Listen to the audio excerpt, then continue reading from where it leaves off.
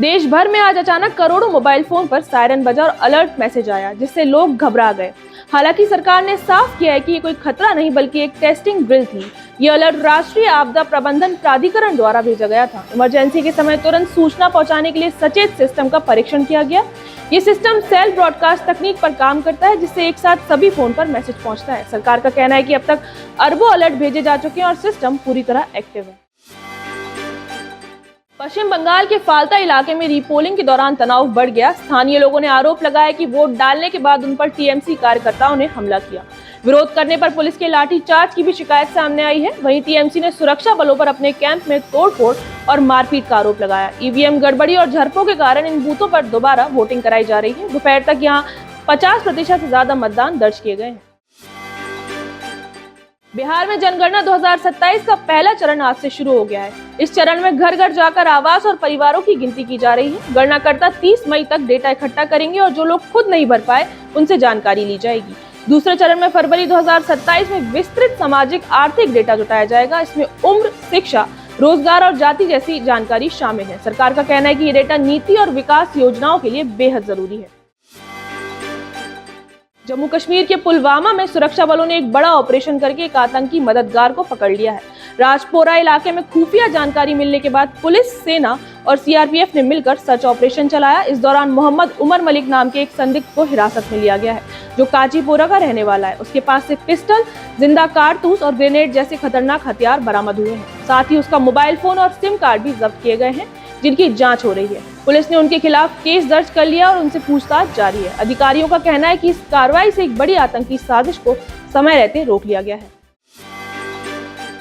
बड़े बैंक घोटाले का आरोपी कमलेश पारेख अब भारत लाया गया है। सीबीआई ने इंटरपोल रेड नोटिस के जरिए उसे यूएई में ट्रैक किया है। वहां सीबीआई समेत कई बैंकों को सैकड़ों करोड़ का नुकसान पहुंचाकर फरार हो गया था।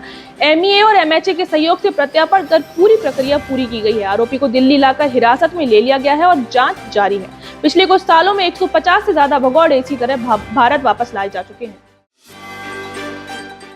मणिपुर में सुरक्षा बलों ने उग्रवादियों के खिलाफ बड़ा और सख्त ऑपरेशन चलाया है। उखरूल जिले में 23 अवैध बंकरों को पूरी तरह ध्वस्त कर दिया गया है, जो पहाड़ी और संवेदनशील इलाकों में बनाए गए थे।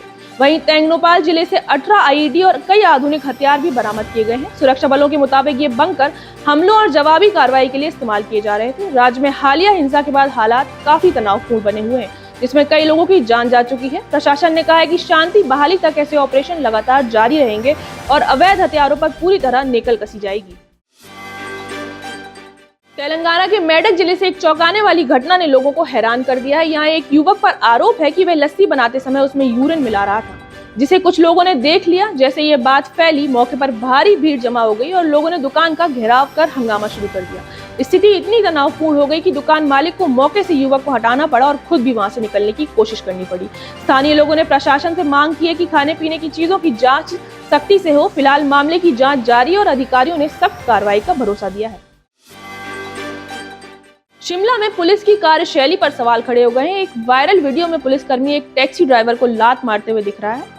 बताया जा रहा है कि ये विवाद रोड साइड पार्किंग को लेकर हुआ था, जो वीआईपी मूवमेंट के दौरान बढ़ गया। ड्राइवर खुद घटना का वीडियो बना रहा था, तभी पुलिसकर्मी ने आपाक होकर उस पर हमला कर दिया। मामला सामने आते ही एसएसपी ने तुरंत कार्रवाई करते हुए आरोपी एएसआई को सस्पेंड कर दिया है। अब पूरे मामले की जांच जारी और पुलिस विभाग की छवि पर भी सवाल उठ रहे हैं। मिडिल ईस्ट तनाव के बीच ईरान के एक खास हथियार हुक टॉर्पीडो की चर्चा तेज हो गई है। बताया जा रहा है कि दुनिया के सबसे तेज पानी के अंदर चलने वाले हथियारों में से एक है।